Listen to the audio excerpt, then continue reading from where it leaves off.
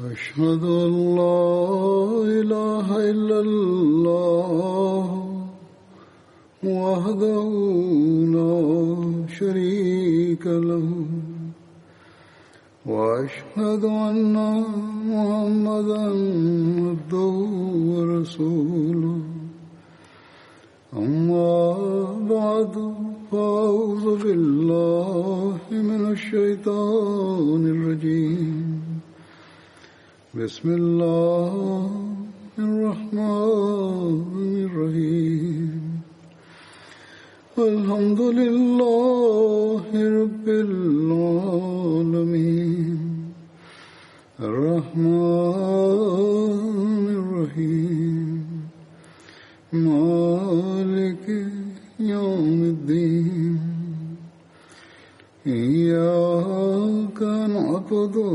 وإياك نستعين اهدنا الصراط المستقيم صراط الذين أنعمت عليهم غير المغضوب عليهم ولا الضالين.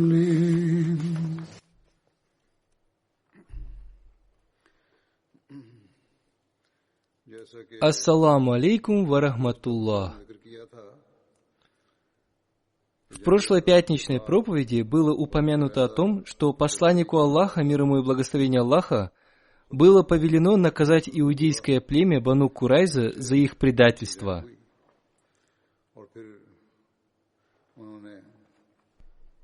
Это племя сдалось, и оно было согласно с тем, чтобы Хазрат Саад принял относительно них решение, и Хазрат Саад принял такое решение.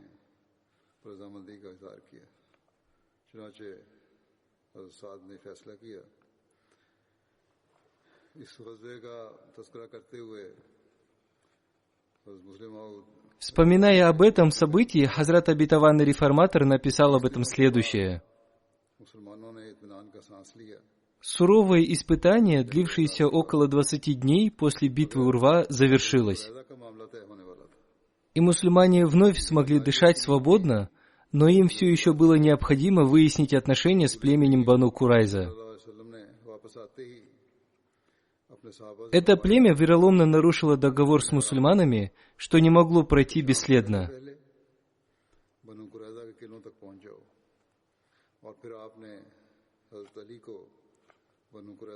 Посланник Аллаха, мир ему и благословение Аллаха, собрал свои измученные отряды и сказал им, что время мира еще не настало, до заката они должны были атаковать племя Бану Курайза в их укреплениях.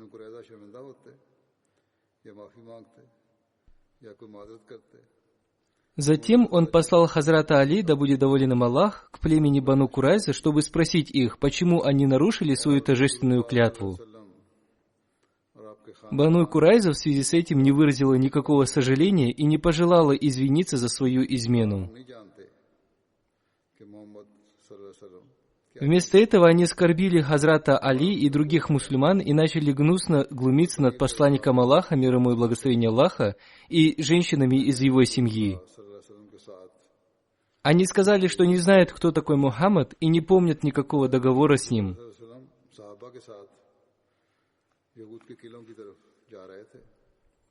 Когда Хазрат Али возвратился к святому пророку, мир и благословение Аллаха да пребывает с ним, с донесением, он увидел, что святой пророк, мир и благословение Аллаха да пребывает с ним, и его сподвижники уже направляются к укреплениям изменников.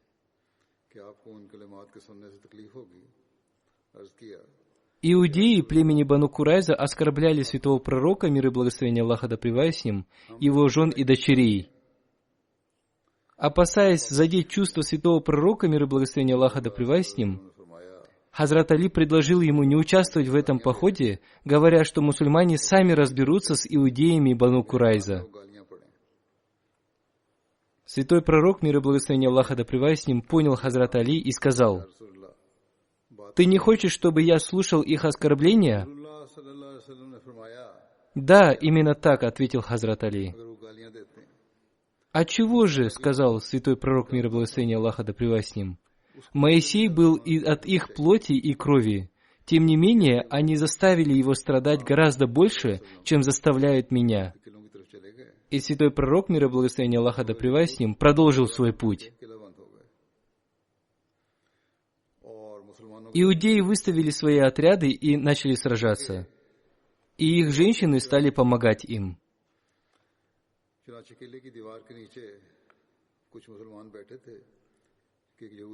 Некоторые мусульмане оказались под самой стеной укреплений. Увидев это, иудейская женщина скатила на них камень, под которым погиб один из мусульман. Схватка продолжалась несколько дней. По истечении этого времени иудеи осознали, что не смогут больше сражаться, и их вожди отправили святому пророку, мир и благословение Аллаха да пребывает с ним, послание с просьбой прислать им Абу Лубабу, вождя племени Аус, дружественного иудеям. Они хотели спросить у него совета о возможном примирении. Святой пророк, мир и благословение Аллаха да пребывает с ним, послал Абу Лубабу к иудеям, и они спросили у него, должны ли они сложить оружие и подчиниться святому пророку, мир и благословение Аллаха да пребывает с ним. Абу Лубаба ответил, что они обязаны поступить так. Но в то же время он провел пальцем поперек горла, что символизировало смерть, хотя святой пророк, мир и благословение Аллаха да пребывает с ним, не давал ему никаких указаний на этот счет.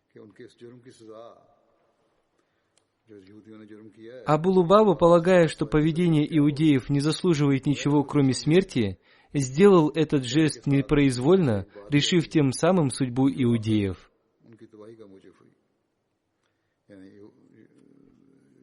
Они отказались принять предложение Абу Лубабы и подчиниться святому пророку, мир и благословение Аллаха да пребывает с ним.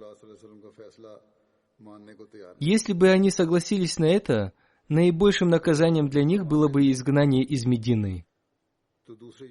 Но, к своему несчастью, они предпочли иное. Они сказали, что вместо подчинения святому пророку, мир и благословение Аллаха да пребывает с ним, они согласны подчиниться Сааду бин Муазу, одному из вождей союзного им племени Аус. Они соглашались на любое наказание, которое им будет назначено. При этом между ними начались споры. Некоторые говорили, что их племя действительно нарушило соглашение с мусульманами, в то время как поведение мусульман указывало на то, что они честны и правдивы, и религия их также истинна. Те, кто думал так, перешли в ислам.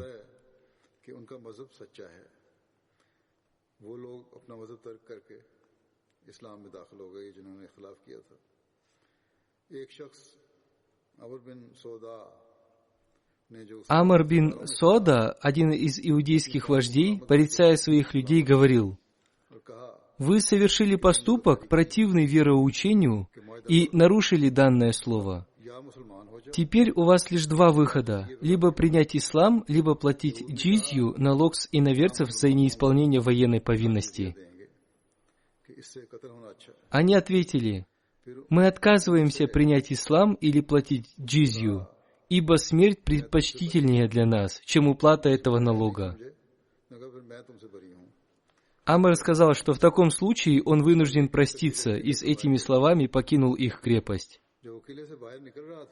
Он попался на глаза Мухаммаду бин Масляме, который спросил его, кто он такой. Когда Амр ответил на вопрос, Мухаммад бин Маслама отпустил его с миром и громко произнес молитву: «О Господь, дай мне вечную силу прощать ошибки достойных».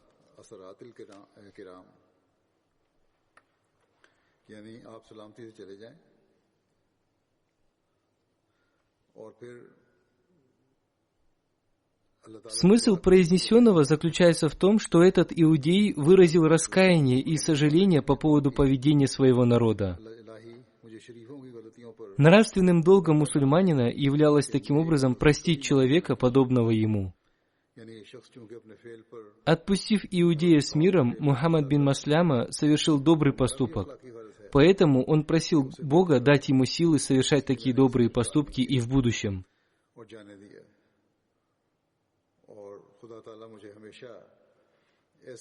Когда святому пророку, мир и благословение Аллаха да пребывает с ним, стало известно о случившемся, он не стал отчитывать Мухаммада бин Масляму за то, что тот отпустил с миром иудейского вождя.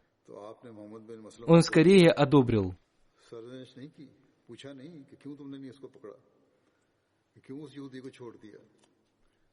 Решимость завершить дело миром и подчиниться решению святого пророка, мир и благословение Аллаха да пребывает с ним, были высказаны лишь отдельными иудеями. Как народ, они оставались твердокаменными и отказались подчиниться святому пророку, мир и благословение Аллаха да пребывает с ним, желая вместо этого подчиниться Сааду бин Муазу.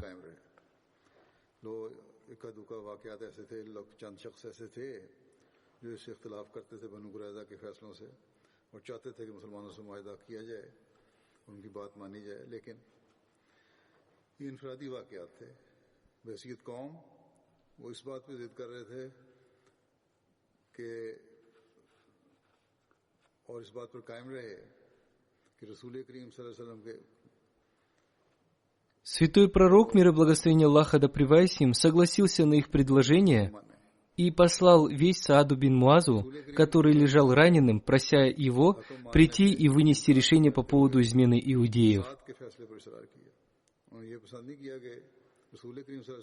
Как только слово святого пророка, мир и благословение Аллаха да пребывает с ним, было оглашено, ауситы, будучи давними союзниками Бану Курайза, побежали к Сааду и стали уговаривать его вынести решение в пользу Бану Курайза. Племя Хазрадж, которое они уговаривали, всегда старалось спасти тех иудеев, которые находились с ними в союзнических отношениях.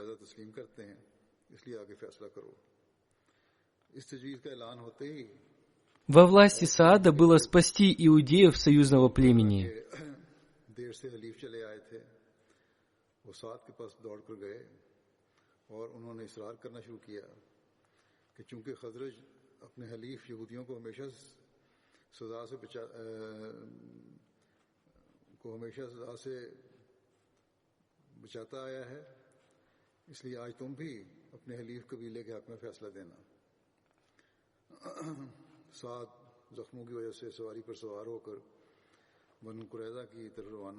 Саад верхом отправился к Бану Курайза. Люди его племени бежали по обеим сторонам от него с просьбами не наказывать Бану Курайза. Саад отвечал лишь, что человек, выносящий решение о судьбе других, обязан быть достойным доверия, и ему необходимо оправдать доверие честностью. Поэтому я вынесу свое решение, принимая во внимание все обстоятельства, без страха или пристрастия, сказал он. Когда Саад достиг крепости, там он увидел Бану Курайза, выстроившихся в линию под стенами укрепления и ожидавших его, а мусульмане стояли напротив. Саад, приблизившись к ним, спросил: «Примете ли вы мое решение?» Они ответили: «Да».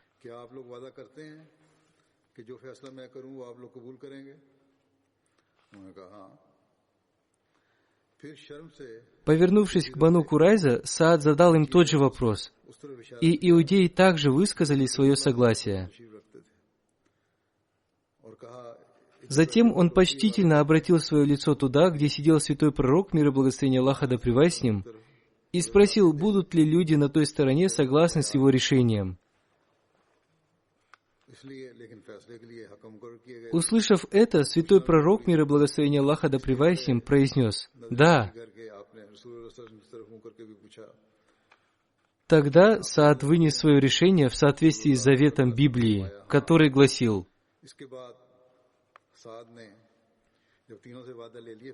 «Когда подойдешь к городу, чтобы завоевать его, предложи ему мир. Если он согласится на мир с тобою и отворит тебе ворота, то весь народ, который найдется в нем, будет платить тебе дань и служить тебе. Если же он не согласится на мир с тобою и будет вести с тобою войну, то осади его. И когда Господь, Бог твой, предаст его в руки твои, порази в нем весь мужской пол острием меча. Только жен и детей, и скот, и все, что в городе, всю добычу его возьми себе, и пользуйся добычей врагов твоих, которых передал тебе Господь, Бог твой. Так поступай со всеми городами, которые от тебя весьма далеко, которые не из числа городов народов сих. А в городах сих народов, которых Господь, Бог твой, дает тебе во владение, не оставляй в живых ни одной души, но предай их заклятию. Хеттеев и Амореев, и Хананеев, и Фаризеев, и Ивеев, и Иевусеев, как повелел тебе Господь, Бог твой, дабы они не научили вас делать такие же мерзости, какие они делали для богов своих, и дабы вы не грешили пред Господом, Богом вашим.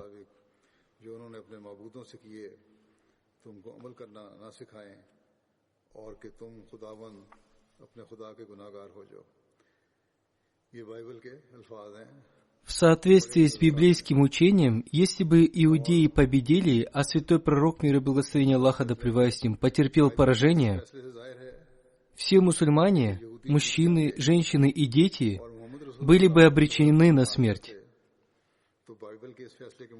Из истории нам известно, что иудеи были весьма склонны исполнять этот завет. Самое меньшее, что сделали бы иудеи, это убили бы всех мужчин, поработили женщин и детей и завладели всем имуществом мусульман, поскольку второзаконием предписано так поступать с вражескими народами, живущими по всему миру.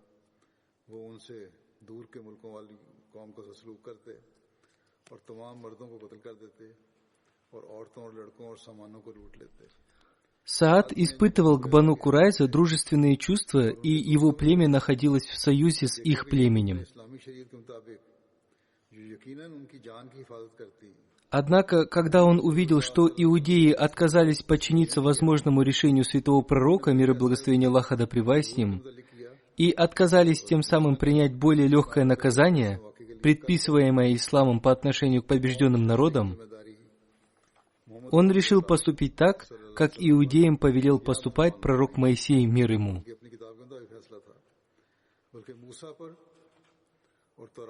Ответственность за этот приговор лежит не на святом пророке, мир и благословение Аллаха да пребывает с ним, или мусульманах, но на пророке Моисее, мир ему, и его учении, а также на иудеях, которые так жестоко обошлись с мусульманами и другими народами. Им было предложено принять более милосердный приговор, но, отказавшись от него, они предпочли приговор Саада.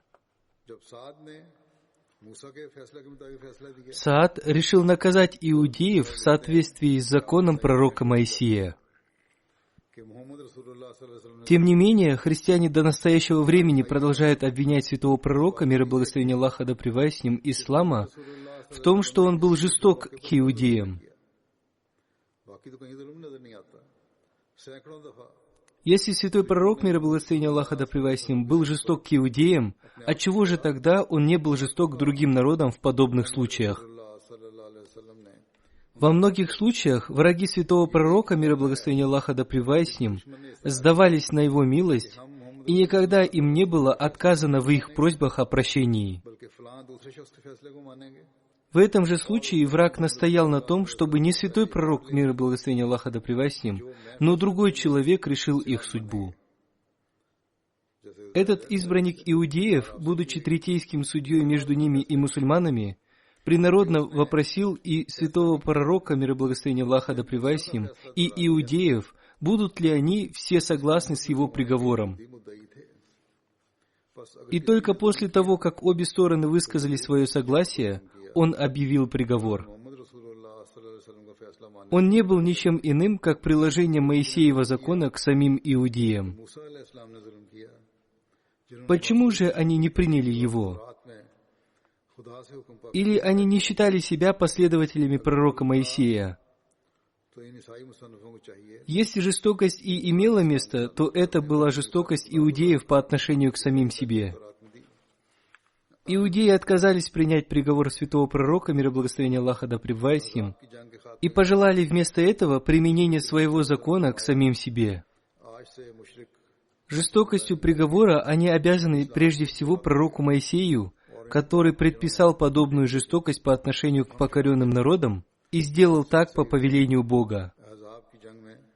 Христианские авторы не должны изливать свою неприязнь на святого пророка Ислама, мир и благословение Аллаха да пребывает с ним. Они должны проклинать пророка Моисея, назначившего такое жестокое наказание для побежденных народов, или же Моисеева Бога, который якобы повелел ему поступить так. После битвы Урва святой пророк, мир и благословение Аллаха да пребывает с ним, объявил, что с этого дня язычники больше не будут нападать на мусульман, напротив, мусульмане будут нападать на язычников. Ситуация изменилась. Мусульманам было уготовано совершить нападение на те племена и группы, которые до сего времени столь яростно нападали на них и наносили им ущерб. То, что сказал святой пророк, мир и благословение Аллаха да пребывает с ним, не было пустой угрозой. Во время битвы Урва мекканские идолопоклонники не понесли каких-либо существенных потерь, их людские потери были крайне незначительны. Однако не прошло и года, как они были готовы снова напасть на мусульман, подготовившись к этому еще более тщательно. Вместо армии в 20 тысяч человек они могли бы собрать для новой агрессии против мусульман армию в 40, а то и в 50 тысяч человек. Они обладали возможностью собрать армию и в 100, и в 150 тысяч. Прошел уже 21 год с тех пор, как враги ислама начали делать все, что было в их силах для уничтожения ислама и мусульман. Повторяющееся крушение их планов поколебало их уверенность. Они начали опасаться, что учение святого пророка, мир и благословение Аллаха да пребывает с ним, верно, и с ним невидимый Бог, которому он учил поклоняться. Боязнь, что святой пророк, мир и благословение Аллаха да пребывает с ним, прав, а они не правы, уже проникла в их сознание. Но не было никаких внешних признаков проявления этой боязни. В реальности некоторые продолжали поступать так, как им было всегда присуще. Они обращались к своим идолам и поклонялись им, как велел народный обычай. Но дух их был сломлен. Внешне они жили жизнью язычников и неверных, но внутри в их сердцах, казалось, уже звучало эхо мусульманского призыва «Ля иляха иляллах» — «Нет Бога, кроме Аллаха». Хазрат Абу Саид Худри, да будет доволен им Аллах, повествует: некоторые люди из числа иудеев спустились со своей крепости с тем условием, что они согласны принять решение Хазрата Саада бин Муаза.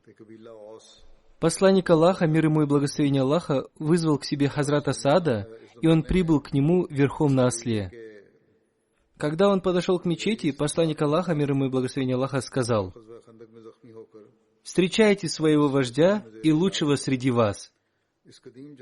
Затем, обратившись к нему, посланник Аллаха, мир ему и благословение Аллаха, сказал: «О Саад, эти люди согласились с твоим решением». Хазрат Саад сказал: «Тогда в отношении них я принимаю следующее решение. Их воины должны быть убиты, их семьи должны быть взяты в плен».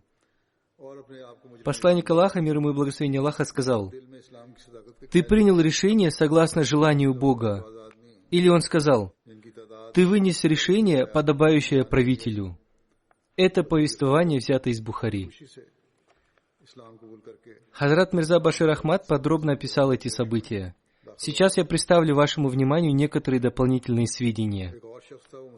В результате последовала война, и после 20-дневной осады эти злополучные иудеи племени Бану Курайза согласились спуститься из своих крепостей, чтобы быть судимыми по приговору такого человека, который, несмотря на то, что был их союзником, не находил милосердия в своем сердце из-за их злых планов. И несмотря на то, что он был воплощением справедливости, он не обладал тем же состраданием и нежностью в сердце, которые присутствовали в человеке, являющемся милосердием для всего человечества. Дело в том, что племя Ауз было давним союзником племени Бану Курайза, и Саад бин Муаз был вождем этого племени Ауз. Он был ранен в битве Урва и теперь находился на лечении на веранде мечети в Медине. Принимая во внимание их давний союз, вожди племени Бану Курайза сказали: Мы выбираем Саада бин Муаза в качестве нашего судьи. Мы примем любой вердикт, который он вынесет в отношении нас. Однако среди иудеев были и такие, кто не считал это народное решение правильным и считал свой народ преступником. В глубине души они были покорены истиной ислама. Несколько человек из их числа, согласно историческим данным трое, с радостью приняли ислам и стали повинующимся святому пророку, мир и благословение Аллаха да пребывает с ним. Был и четвертый, который не стал мусульманином, но ему было так стыдно за предательство своего народа, что когда племя Бану Курайза решило вступить в войну против святого пророка, мир и благословение Аллаха да пребывает с ним, он покинул Медину, сказав: «Мой народ безмерно предал Мухаммада. Я не могу участвовать в этом предательстве». Однако остальная часть народа осталась непоколебимой в своем упрямстве и настояла на том, чтобы сделать Саада своим арбитром. Святой пророк, мир и благословение Аллаха да пребывает с ним, согласился с этим, после чего он отправил несколько сподвижников из числа ансаров за Саадом. Саад прибыл верхом, и по дороге несколько человек из племени Аус настойчиво умоляли его, говоря, что они являются союзниками Бану Курайза. И так же, как племя Хазрач относилось к своему союзному племени Бану Каинка с милосердием, вы также проявите снисходительность к Бану Курайза, не подвергайте их суровому наказанию. Сначала Саад молча выслушал их просьбу, но когда они стали слишком настойчивы, он ответил: «Уже пришло то время, когда Саад не будет беспокоиться в связи с упреками любого, кто станет возражать против справедливости». Услышав такой ответ, они замолчали. Когда Саад приблизился, святой пророк, мир и благословение Аллаха да пребывает с ним, наставлял своих спутников: «Встречайте своего вождя и помогите ему спешиться». Когда Саад спешился и направился к святому пророку, мир и благословение Аллаха да пребывает с ним, он сказал: «Саад, Бану Курайза выбрали тебя в качестве твоего судьи, и они согласились подчиниться любому решению, которое ты сочтешь подходящим». Услышав эти слова, Саад поднял глаза на людей своего племени Аус и сказал: «Принимаете ли вы Бога как свидетеля и даете ли вы твердое обещание, что будете обязаны действовать в соответствии с приговором, который я вынесу в отношении Бану Курайза?» «Да, мы обещаем», — сказали люди. Затем он указал рукой в ту сторону, где сидел святой пророк, мир и благословение Аллаха да пребывает с ним, и сказал: «Обещает ли почтенный человек, сидящий здесь, что он будет обязан исполнить мой приговор?» Святой пророк, мир и благословение Аллаха да пребывает с ним, ответил: «Да, я обещаю». После того, как этот договор и соглашение были подтверждены, Саад объявил свое решение: «Воины Бану Курайза будут казнены, их женщины и дети будут взяты в плен, а их богатство будет распределено между мусульманами». Когда святой пророк, мир и благословение Аллаха да пребывает с ним, услышал этот приговор, он неожиданно сказал: «Твой приговор — это божественный приговор». Другими словами, это был приговор, который нельзя было отменить. Смысл этих слов заключался в том, что приговор, относящийся к Бану Курайза, был вынесен при таких обстоятельствах, когда можно было ясно увидеть божественную силу, действующую в центре событий. И по этой причине чувство милосердия, которым обладал святой пророк, мир и благословение Аллаха да пребывает с ним, не могло предотвратить этот исход. Это действительно было правдой, потому что племя Бану Курайза попросило, чтобы к ним был послан Абу Лубаба, и когда с его языка слетели слова, которые совершенно не имели под собой никаких оснований, Бану Курайза отказались признать святого пророка, мир и благословение Аллаха да пребывает с ним, своим судьей, и, полагая, что племя Аус отнесется к ним снисходительно, поскольку они были союзниками, они выбрали своим судьей Саада бин Муаза, вождя племени Аус. Однако Саад стал настолько решительным в отстаивании справедливости и равенства, что чувства родства и союзничества были полностью стерты из его сердца. Более того, прежде чем огласить свое решение, Саад взял у святого пророка, мир и благословение Аллаха да пребывает с ним, твердое обещание подтвердить, что это решение будет исполнено в полном объеме. Все это не могло быть простым совпадением. Воистину, в основе этих событий было божественное указание, и этот приговор принадлежал Богу, а не Сааду. Хазрат Мирза Башир Ахмад далее пишет: «Похоже, что из-за предательства, измены, мятежа, беспорядков, убийств и кровопролития племени Бану Курайза Небесный суд уже вынес решение о том, что его воинствующие члены должны быть изгнаны с лица земли. Божественное наставление, первоначально данное святому пророку, мир и благословение Аллаха да пребывает с ним, относительно этой битвы, также доказывает, что это было божественное указание. Однако Бог не желал, чтобы этот приговор был вынесен его посланником мир и благословение Аллаха да пребывает с ним, и по этой причине, посредством проявления своей силы, Он отдалил от этого святого пророка мир и благословение Аллаха да пребывает с ним, и этот приговор был объявлен Саадом. Более того, объявление этого приговора было сделано таким образом, что святой пророк мир и благословение Аллаха да пребывает с ним больше не смог влиять на это решение, потому что он уже обещал, что будет выполнять его в полном объеме. Кроме того, поскольку влияние этого решения не ограничивалось только личностью святого пророка, мир и благословение Аллаха да пребывает с ним, а скорее затрагивало всех мусульман в совокупности, святой пророк, мир и благословение Аллаха да пребывает с ним, счел, что он не имеет права изменить это решение, основываясь на собственном мнении, независимо от того, насколько сильно он склонялся к милосердию и прощению. Именно эта божественная сила побудила святого пророка, мир и благословение Аллаха да пребывает с ним, невольно произнести следующие слова. «О Саад, твой приговор кажется божественным решением, которое никто не в силах изменить».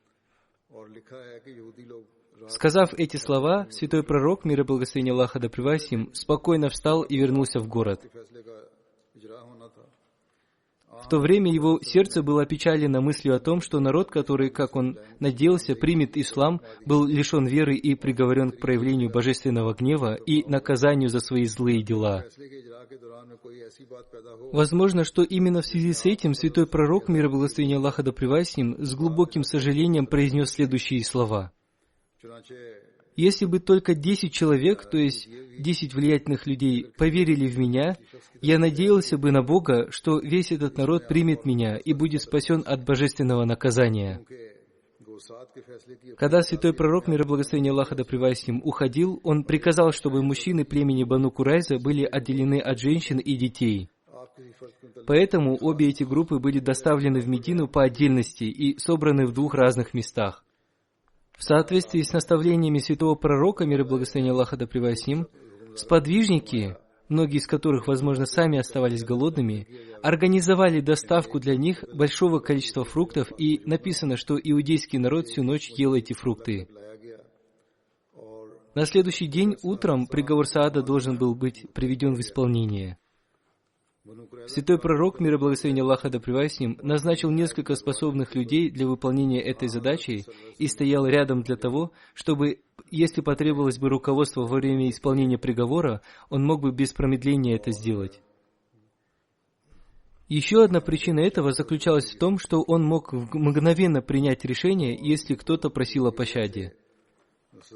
Хотя приговор Саада не мог быть обжалован в целом, но, будучи правителем, святой пророк, мир и благословение Аллаха да пребывает с ним, имел право рассматривать апелляцию в отношении конкретного человека по его индивидуальным основаниям. В качестве акта сострадания святой пророк, мир и благословение Аллаха да пребывает с ним, также приказал, чтобы преступники были казнены отдельно друг от друга, то есть, когда один был казнен, другой не должен быть присутствовать рядом. Таким образом, каждый преступник, привлеченный к ответственности, был казнен по приговору Саада отдельно. Далее Хазрат Мирза Башир Ахмад написал: что касается рассказа о Бану Курайза, то различные немусульманские историки выдвигали обвинения против святого пророка, мир и благословение Аллаха да пребывает с ним, в очень неприятной манере. Из-за смертной казни, которая была назначена для около 400 иудеев, они представили святого пророка, мир и благословение Аллаха да пребывает с ним, упаси Аллах, как жестокого и кровожадного правителя. Согласно одному из наших исследователей, количество казненных людей было 16-17 человек. Тем не менее, некоторые из них написали, что их количество достигло 100 человек. Другие написали 400 человек. Третьи написали, что их было 900 или 1000 человек. Однако историки были не согласны с конкретным количеством людей, и это нуждается в дополнительных исследованиях. Это утверждение основано исключительно на религиозных предрассудках.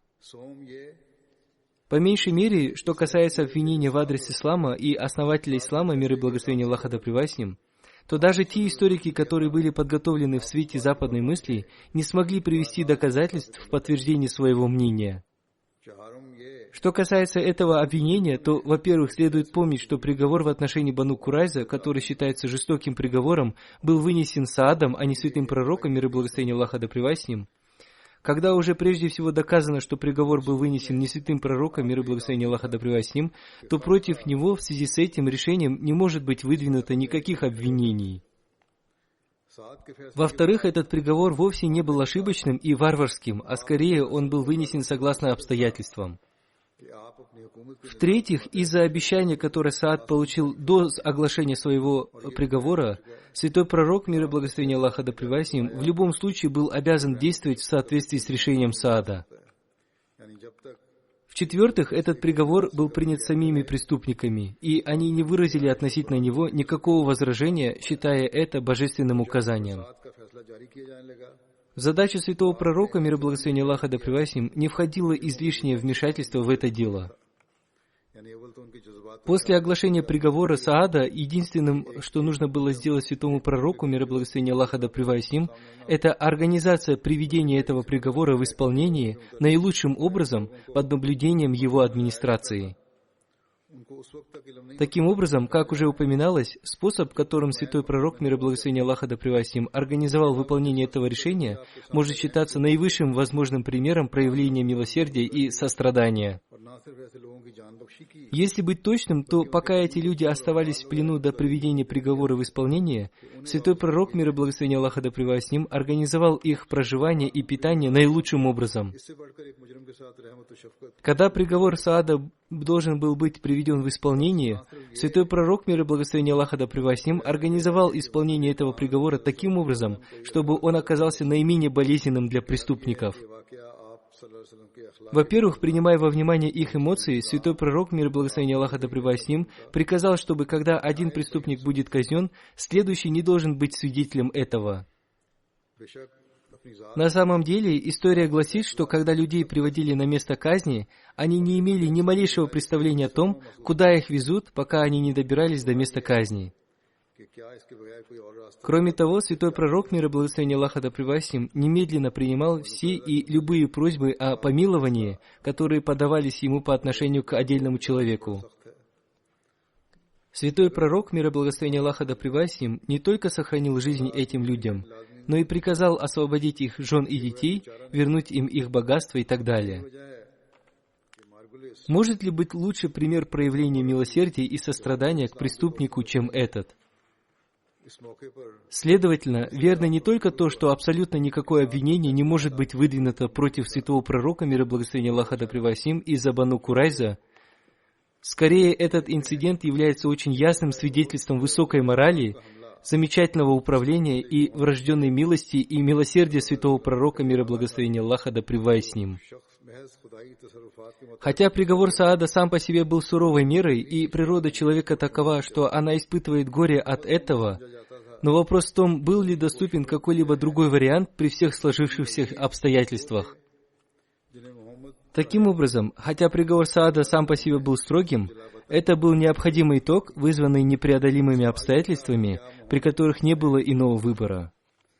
Именно по этой причине такой историк, как Марголиус, который вовсе не принадлежит к числу друзей ислама, вынужден был признать в данном случае, что решение Саада было основано на непреодолимых обстоятельствах, при которых не было другого выбора. В результате господин Марголиус пишет: «Великое вторжение, битва Урва, которое Магомед объявил чудесным образом сорванным, было вызвано или считалось таковым благодаря пропаганде членов Бану Назира, которых пророк удовлетворил изгнанием. Если бы он изгнал Курайза, то тем самым освободил бы новую группу пропагандистов. С другой стороны, тем, кто открыто участвовал в захвате Медины, нельзя было позволить остаться там. Изгнать их было бы небезопасно. Позволить им остаться было еще опаснее. Поэтому они должны были умереть. Следовательно, приговор Саада был абсолютно справедлив и полностью соответствовал принципам справедливости и равенства. Более того, в силу данного Сааду обещания, святой пророк, мир и благословение Аллаха да пребывает с ним, не мог проявить присущего ему милосердия, за исключением отдельных людей, и что касается отдельных людей, то святой пророк, мир и благословение Аллаха да пребывает с ним, делал все возможное. Однако, по-видимому, в смущении, вызванном тем, что они отказались принять святого пророка, мир и благословение Аллаха да пребывает с ним, в качестве судьи, они не были слишком склонны обращаться к нему с просьбой о помиловании. Очевидно, что без такого обращения святой пророк, мир и благословение Аллаха да пребывает с ним, не мог проявить милосердие, потому что освобождение мятежника, который даже не выражает раскаяния в своем преступлении, может повлечь за собой крайне опасные последствия. Еще один момент, который следует помнить, заключается в том, что одно из условий договора, заключенного между святым пророком, мир и благословение Аллаха да пребывает с ним, и иудеями, гласило, что если какой-либо вопрос, касающийся иудеев, требует вынесения решения, то решение будет приниматься в соответствии с их собственным религиозным законом. Поэтому история доказывает, что в соответствии с этим договором святой пророк, мир и благословение Аллаха да пребывает с ним, всегда выносил решение относительно иудеев в соответствии с законом пророка Моисея. Теперь, когда мы бросим взгляд на Тору, в ней предписывается именно такое наказание за преступление, в котором были виновны иудеи Бану Курайза.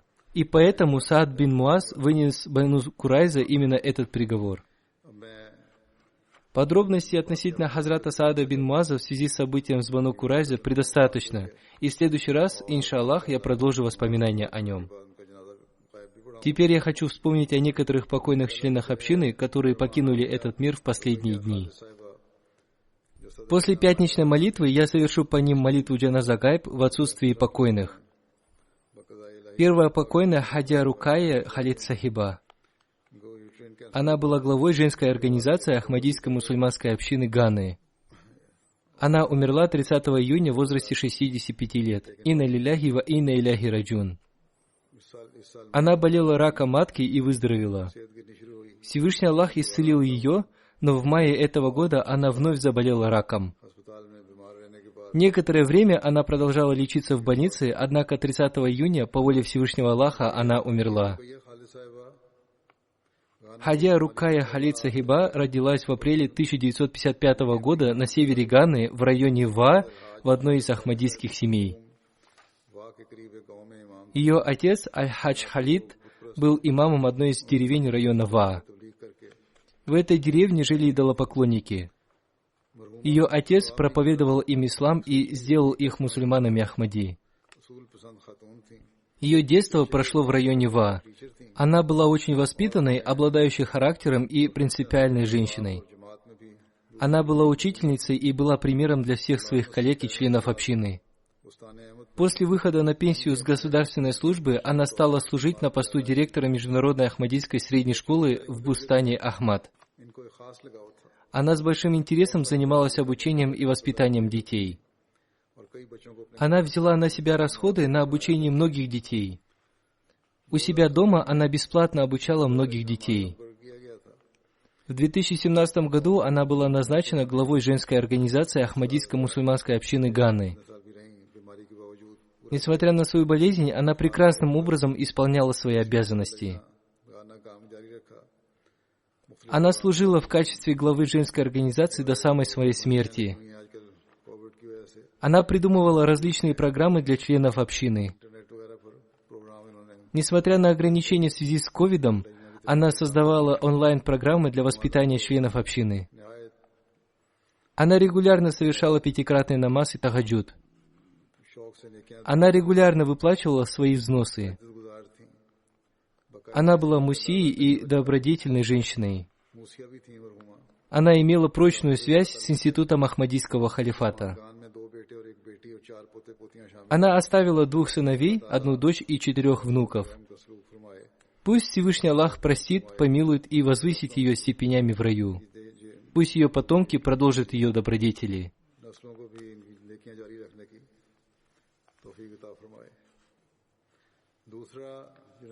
Вторая молитва будет совершена по Софии Бегим Сахибе, супруге ныне покойного уважаемого миссионера в Африке, США и Великобритании шейха Мубарак Ахмада. Она умерла 27 июня в возрасте 93 лет. Инна лиляхи ва инна иляхи раджиун.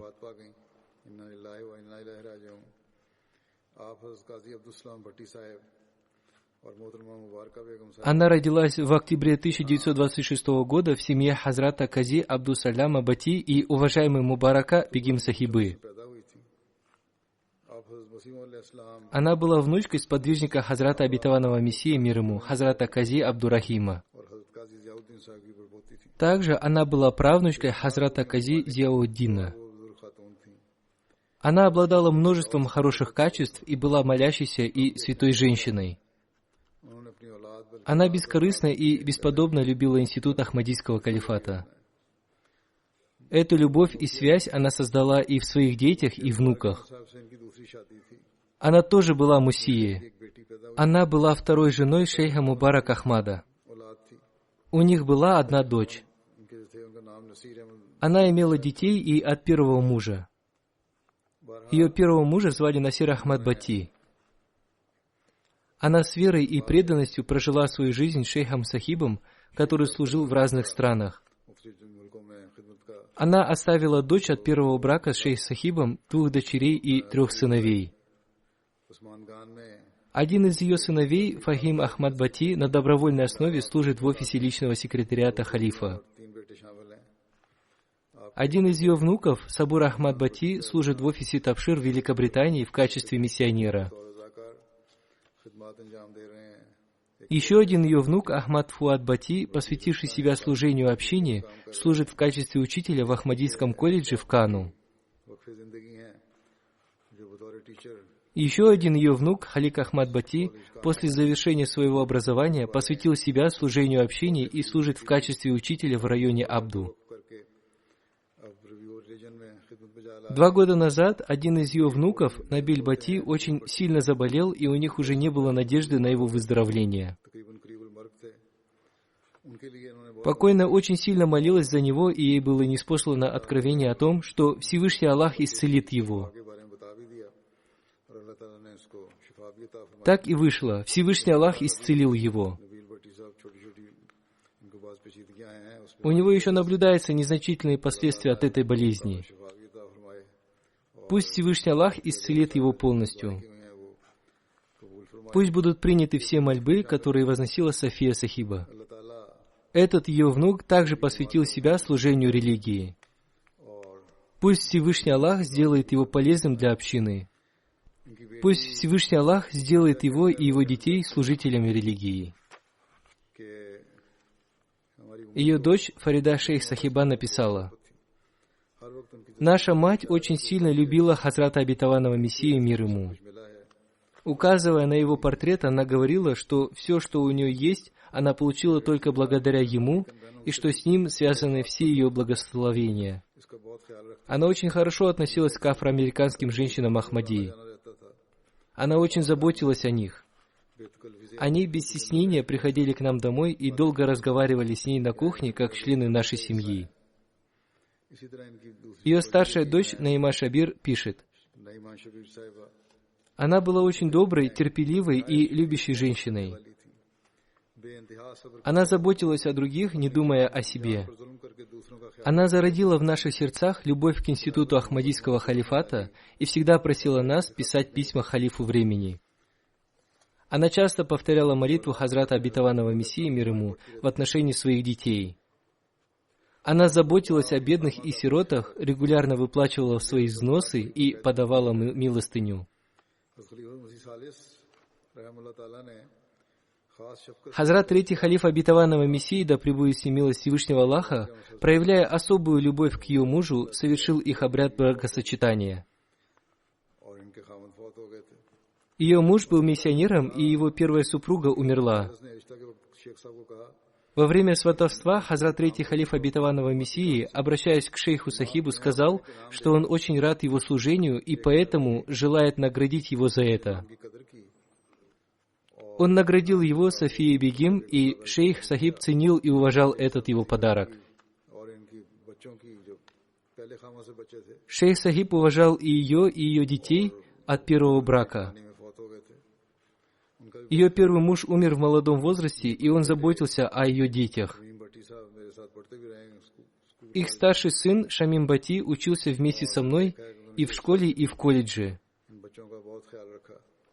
Я видел, как шейх Сахиб проявляет заботу об их детях.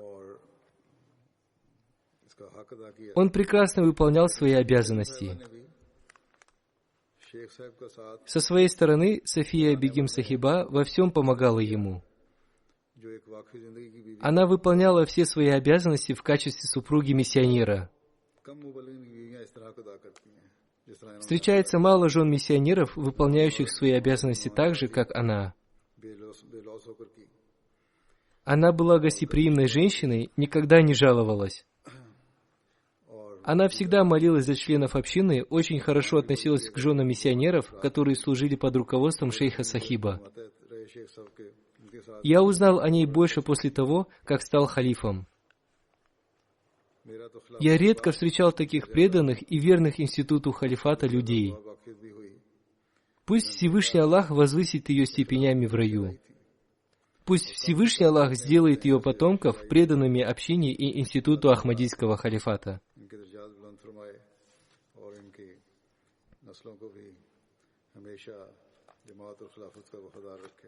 Следующая молитва будет совершена по учителю по линии Вакфи Джадид, Али Ахмаду Сахибу. Он умер 18 июня в возрасте 86 лет. Инна лиляхи ва инна иляхи раджун. Его отец, Хазрат Мия Алла Дета, был сподвижником Хазрата Обетованного Мессии, мир ему. Его отец принес обет верности Хазрату Обетованному Мессии, мир ему, в 1903 году во время его поездки в Джахлум. Его отец прошел пешком 10-12 миль из деревни и принес обет верности. Уважаемый покойный посвятил себя служению религии в 1965 году, и начиная с 1967 до 2008 года, почти 41 год он служил в общинах Синда и Пенджаба. Он обучил чтению священного Корана сотни детей, мужчин и женщин. Благодаря его стараниям, проповедованиям и мольбам, десятки счастливых людей приняли Ахмадият.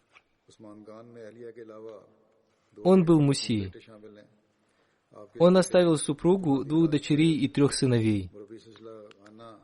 Один из его сыновей, Абдуль-Хади Тарик, служит в Гане и в качестве миссионера. Он вот уже в течение 7 лет служит преподавателем в Джаме Ахмадия, Ахмадийском университете в Гане. Из-за сложившейся ситуации в мире он не смог принять участие в погребальной молитве и похоронах своего отца. 2 его племянника также служат в качестве миссионеров. 3 его внука выучили священный Коран наизусть. Макфур Ахмад Муниб Сахиб, миссионер, который сейчас служит в центре общины, пишет: уважаемый Маулви Сахиб был примером для учителей и миссионеров. Он был молчаливым человеком, и его глаза всегда были опущены. Он не лез в чужие дела и всегда занимался своим делом. Он был молящимся и смиренным человеком. Он встречал людей с открытым лицом и был защитником института Ахмадийского халифата. Если он был кем-то недоволен, то эта боль, которую он испытывал в связи с этим, ощущалась в нем. Он был самодостаточным человеком.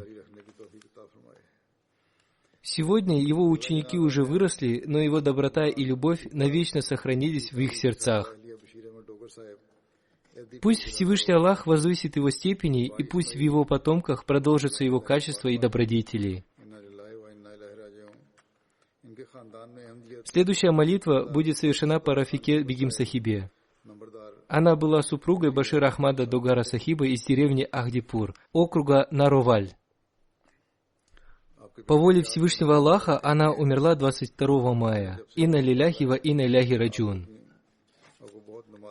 В ее семью Ахмадият пришел посредством ее деда Хазрата Малик Сардар хан Догара, который тоже был сподвижником Хазрата Обетованного Мессии, мир ему. Он был одним из вождей своей деревни. Ее сын Риаз Ахмад Догар пишет: «Я всегда видел ее соблюдающей посты и совершающей молитвы. Она была воздержанной женщиной. Она знала наизусть многие суры Священного Корана.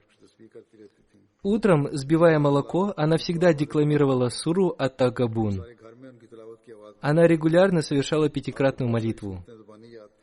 Совершая молитву, она держала возле себя своих внучек, чтобы и они учились и полюбили совершать намаз. После намаза она долго оставалась сидеть на молитвенном коврике, восхваляя Всевышнего Аллаха. Она громким голосом читала Священный Коран. Ее голос был слышен по всему дому. Она бесконечно любила и уважала институт Ахмадийского халифата. Она была сильно убеждена в принятии молитв халифа времени. Она с гордостью рассказывала людям, что один из ее сыновей служит миссионером, а два внука от сына и дочери учатся в джаме Ахмадия и в будущем станут миссионерами. Она всегда помнила о своих детях и говорила, что ее укрывает огромная милость Всевышнего Аллаха, поскольку ее дети и внуки дошли до всех уголков мира. Она оставила 6 сыновей, 1 дочь и внуков. Ее сын Риаз Ахмад Догар служит общине в Танзании. Из-за своего служения и ситуации в мире он не смог принять участие в ее похоронах. Пусть Всевышний Аллах одарит его терпением и мужеством. Один ее внук от дочери служит в Пакистане в качестве миссионера. Один ее внук от сына учится на 5-м курсе в джаме Ахмадия, Гана. Пусть Всевышний Аллах простит ее, смилуется над ней и возвысит ее степенями в раю. Пусть ее дети продолжат ее добродетели. В сегодняшнюю заупокойную молитву я включу и тех, о ком я уже рассказывал в своих предыдущих проповедях, но не успел совершить их заупокойную молитву. Это Насир Саид Сахиб, Гулям Мустафа Сахиб, доктор Накиуддин Сахиб из Исламабада и Зульфикар Сахиб, миссионер из Индонезии. Пусть Всевышний Аллах простит их всех и смилуется над ними. Аминь.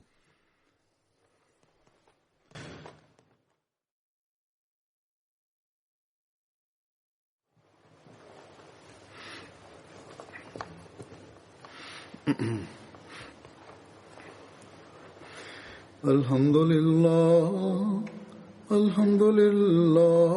nahmaduhu wa nasta'inuhu wa nastaghfiruhu wa nu'minu bihi wa natawakkalu alayhi wa na'udhu billahi min shururi anfusina wa min sayyiati a'malina.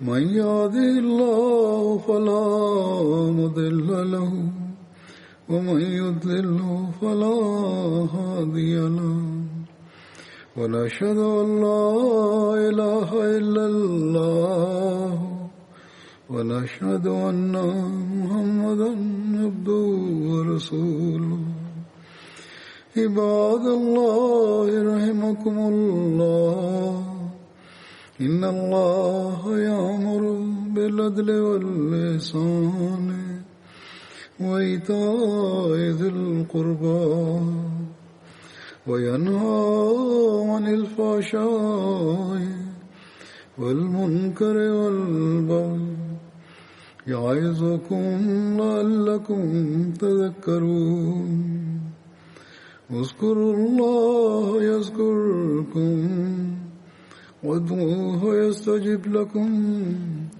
ولذكر الله أكبر